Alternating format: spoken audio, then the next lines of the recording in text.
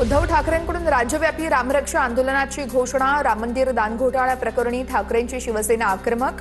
रविवारी दुपारी 4 वाजता दादरच्या हनुमान मंदिरामध्ये रामरक्षा म्हणणार। हिंदूंना उपस्थित राहण्याचंही आवाहन। ऑपरेशन राम मंदिर भाजप करतंय का? राम मंदिरातील चोरीचा पैसा फोडाफोडीसाठी वापरला जातोय का? उद्धव ठाकरेंचा सवाल। मंदिरं लुटणाऱ्यांना हिंदू जागा दाखवल्याशिवाय राहणार नाही, उद्धव ठाकरेंचा इशारा।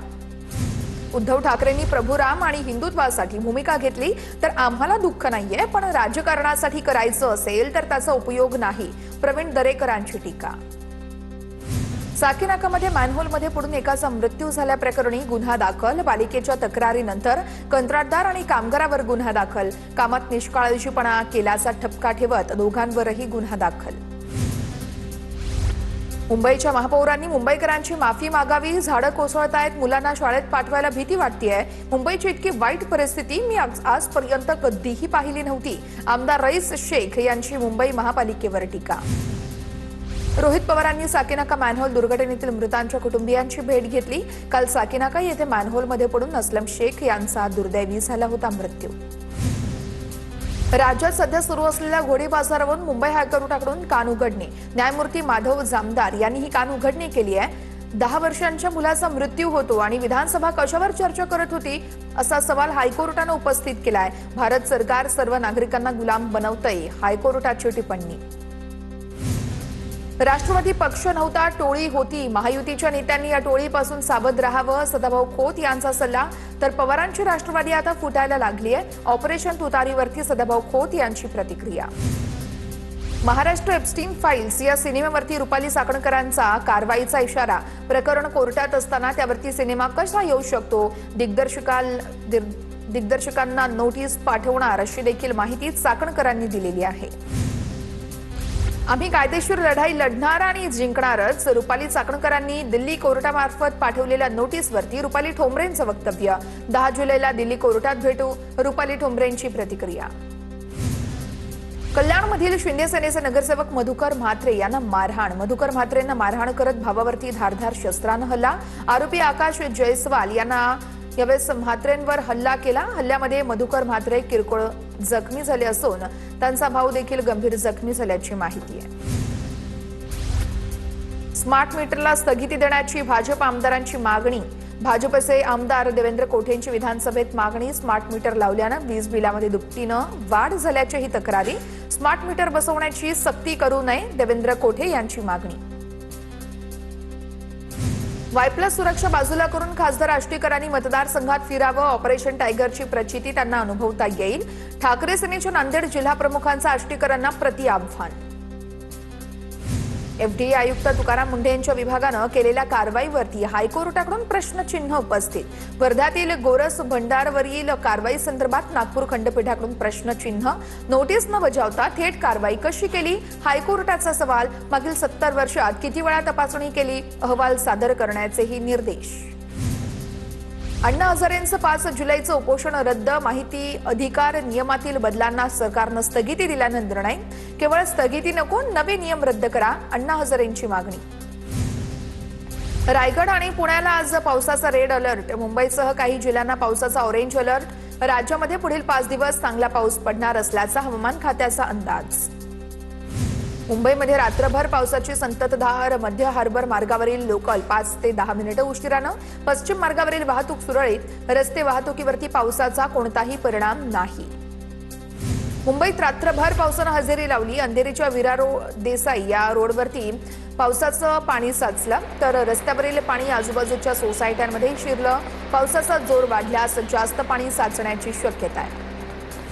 वसई पूर्वेतील एव्हरशाईन सिग्नलचा रस्ता पाण्याखाली। सिग्नलजवळ पाणी साचल्यानं सिग्नल व्यवस्थाही बंद।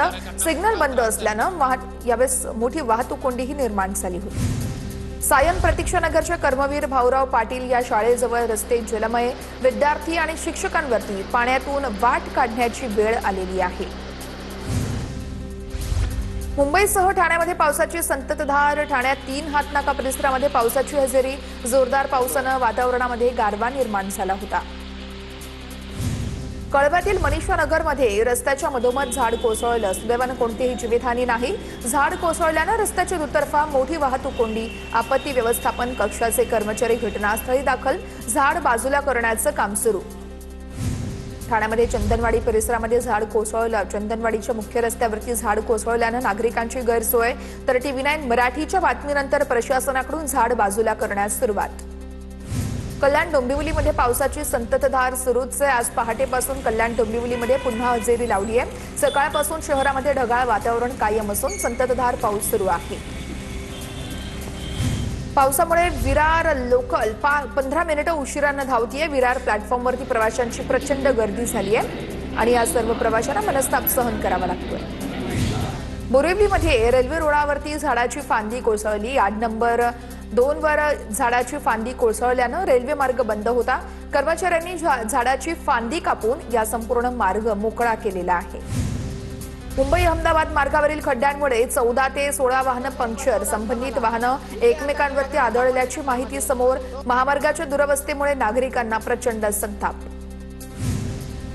मुसळधार पावसामुळे वसई फाटा जलमयी. रस्त्यावरती 3 ते 4 फुटांपर्यंत पाणी साचलं. वसई फाटा रस्त्याला तलावाचं स्वरूप. दुकानासमोरील वाहनं पाण्याखाली. रायगडच्या नागोठण्यामधील आंबा नदी धोक्याची पातळी ओलांडली तर नागोठणे शहरात पूर येण्याची शक्यता. रायगडच्या दक्षिणेकडील भागात जोरदार पाऊस. रायगड जिल्ह्याला रेड अलर्ट जारी. थंड हवेचे ठिकाण असलेल्या महाबळेश्वरमध्ये जोरदार पाऊस. मुसळधार पावसामुळे महाबळेश्वरच्या मुख्य बाजारपेठेमध्ये पर्यटकांची वर्दळ वाढली. भोर महाड मार्गावरील वरंद घाटात दरड कोसळली. दरडीसोबत माती दगडासह झुडपांचा राडारोडा देखील रस्त्यावरती आला. राडारोडा रस्त्यावरती आल्यानं संपूर्ण मार्गावरील वाहतूक ठप्प. भोर प्रशासनाचं पथक घटनास्थळी दाखल झालेलं आहे. परशुराम घाटातला पावसाच्या पाण्याच्या प्रवाहासाठीचा सिमेंट कॉन्क्रीट मार्ग खचला. पायऱ्यांच्या स्वरूपातील कॉन्क्रीट चॅनल तुटलं. तुटलेला कॉन्क्रीटचा भाग खाली कोसळण्याच्या स्थितीमध्ये. तुटलेला भाग कोसळल्यास पेढे गावाला धोका आहे. गॅबियन भिंतीच्या पायाखालची मातीही सरकलेली आहे. पुण्याच्या कुसगाव खिंड मार्गावरती मुसळधार पावसानं दरडी कोसळली आहे. तर रस्त्यावरील दगड आणि माती हटवून वाहतूक पूर्ववत झाली आहे. मुसळधार पावसामध्ये घाटमार्गातून प्रवास टाळण्याचं आवाहन आहे. दरड कोसळल्यानं काही काळ वाहतूक ठप्प झाली होती. मुंबई गोवा महामार्गावरील वेरळ घाटात दरड कोसळली. सलग तिसऱ्यांदा वेरळ या घाटामध्ये दरड कोसळली.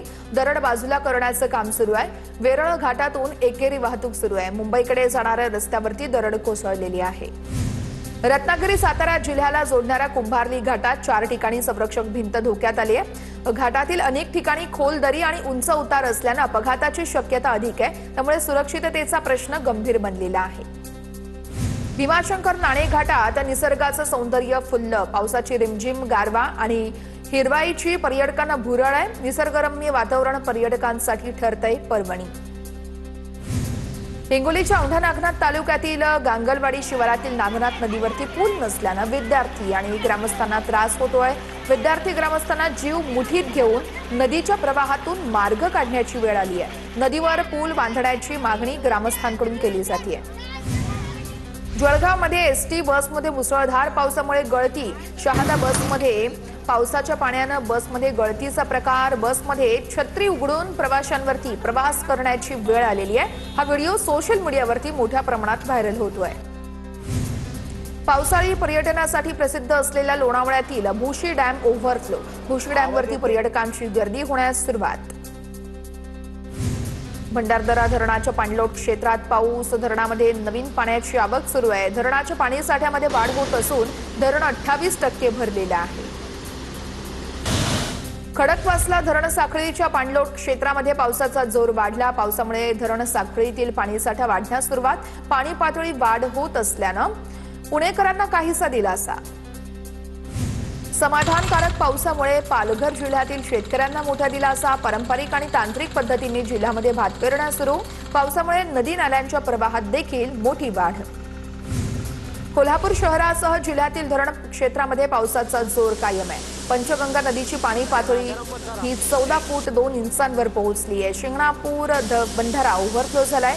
जिल्ह्यातील 3 बंधारे पाण्याखाली गेलेले आहेत. सिंधुदुर्गातील दहिबाव, इदिरा आवासवाडी रस्त्यावरती झाड कोसळलं. वडाचं झाड कोसळल्यानं मालवणकडे जाणारी वाहतूक बंद झाली आहे. मिठबाव तांबळडेग या मार्गे जाणारी वाहतूक कुणकेश्वर मार्गे सुरू आहे. नालासोपाऱ्यामध्ये रात्रभर झालेल्या पावसानं अलायन्स हॉस्पिटलचा रस्ता आजही पाण्याखाली आहे. नालासोपारा पूर्व पश्चिमेला जोडणाऱ्या पुलाखाली पाणी साचलंय. तुळींझरू रोड स्टेशनकडे जाणाऱ्या रस्त्यावर देखील पाणीच पाणी आहे. अमरावतीसह पश्चिम विदर्भामध्ये 5 तारखेपर्यंत मुसळधार पावसाचा अंदाज आहे. जुलै महिन्यामध्ये विदर्भात एल निनोचा विशेष परिणाम नाहीये. जूनच्या शेवटी आणि जुलै महिन्याच्या सुरुवातीला विदर्भात बहुतेक ठिकाणी चांगला पाऊस पडण्याचा अंदाज आहे. पहिल्याच पावसामध्ये राजापूरमधील शिवसृष्टी प्रकल्पाचं बांधकाम खचलं. निकृष्ट कामावरून नागरिकांचा संताप आहे. नगराध्यक्षा हुस्नबानू खलिफे यांनी घटनास्थळी धाव घेत प्रत्यक्ष पाहणीही केलेली आहे. वसई विरार शहर महानगरपालिकेच्या सूर्या धरणाची मुख्य जलवाहिनी फुटली. जलवाहिनीतून लाखो लिटर पाणी वाया. जलवाहिनी फुटल्यानं 15 ते 20 फूट उंचीचे पाण्याचे फवारे. रत्नागिरीमध्ये धुवाधार पावसानंतर कोकणामध्ये भात लावणीच्या कामांना वेग आलेला आहे. 4 दिवसांपासून रत्नागिरी जिल्ह्यात धुवाधार पाऊस बरसतोय. तळ कोकणामध्ये मुसळधार पावसाची हजेरी. सिंधुदुर्गमध्ये शेतीच्या कामांना वेग आलाय. जिल्ह्यातील शेतकरी पेरणी करण्यामध्ये व्यस्त आहेत. जिल्ह्यामध्ये भात पेरणी करण्याचं काम युद्ध पातळीवरती सुरू आहे. साताऱ्यामध्ये मुसळधार पावसात जोखीम पत्करून शेतकऱ्यांची पेरणीच्या कामांना सुरुवात आहे. शेतकऱ्यांकडून सोयाबीनची पेरणी. जुलै महिन्यामध्ये पाऊस कमी असल्याचा हवामान खात्याचा अंदाज आहे. अहिल्यानगर जिल्ह्यात अद्याप समाधानकारक पाऊस नसल्यानं पेरण्या खोळंबलेल्या आहेत. जिल्ह्यातील 80% पेरण्या अजूनही रखडल्यात. जुलै महिन्यामध्ये चांगल्या पावसाचा अंदाज वर्तवण्यात आलेला आहे. वाशिम जिल्ह्यातील अनसिंग गावातील मुख्य रस्त्याची अवस्था बिकट झाली आहे. खड्ड्यामध्ये रात्री मालवाहू ट्रक अडकल्यानं 2 तास वाहतूक ठप्प. मोठी दुर्घटना घडण्यापूर्वीच रस्त्याची तातडीने दुरुस्ती करावी अशी मागणी करण्यात आलेली आहे. शहापूर तालुक्यातील गोठेघर जवळील पुलाखाली पहिल्याच पावसात खड्डे. खड्ड्यांच्या पाण्यामध्ये अंघोळ करत प्रशासनाच्या निष्क्रियतेचा तरुणांकडून अनोख्या पद्धतीने निषेध करण्यात आला आणि व्हिडिओ सोशल मीडियावरती मोठ्या प्रमाणात व्हायरलही झालेला आहे. जळगावच्या पाचोरामध्ये पहिल्याच पावसात शेतकऱ्यांची तारांबळ. बाळद उपलखेडा आणि बाळद चुंचाळे येथील शेती रस्ते हे चिखलमय झालेले आहेत. शेतीची कामं, शेतमालाची वाहतूक आणि दैनंदिन ये-जा धोकादायक झालेली आहे. जळगावच्या 40 गावांमध्ये महिनाभर उशिराने आलेल्या पावसामुळे खरीपाच्या पेरणीला वेग. तालुक्यामध्ये 58% पेरण्या पूर्ण. यंदा 80,000 हेक्टरवरती पेरणीचं कृषी विभागाचं उद्दिष्ट आहे. फेस ॲपच्या अटीमुळे धाराशिव जिल्ह्यामध्ये मनरेगाच्या 6,500 विहिरींची बिलं रखडली आहेत. शेतकरी आर्थिक अडचणीत. जिल्ह्यातील सुमारे 6,500 मनरेगा विहिरींची मंजुरी सरकारकडे थकीत आहे. तर फेस ॲपची अट रद्द करा अशी शेतकऱ्यांची सरकारकडे मागणी आहे. जळगाव जिल्ह्यामध्ये भाजीपाला दरात 50% वाढ. बाजारपेठेमध्ये भाजीपाल्याची आवकही घटल्याची माहिती आहे. तर उत्पन्नात देखील मोठी घट असल्यानं भावामध्ये तेजी आहे. जळगाव जिल्ह्यात केळीचे भाव 300 रुपयांवरून 2,500 रुपयांपर्यंत वधारलेत. भाव वाढले असले तरी मात्र नुकसानीमुळे आवक घटली आहे. पंचनाम्यांअभावी शेतकरी पीक विम्यापासून वंचित आहेत. नवी मुंबईतील दुपारच्या सत्रातील शाळांना सुट्टी जाहीर. पावसाच्या पार्श्वभूमीवरती खबरदारी म्हणून शाळांना सुट्टी. शाळांच्या सुट्टी संदर्भात नवी मुंबई महापालिकेकडून परिपत्रकही जारी करण्यात आलेलं आहे.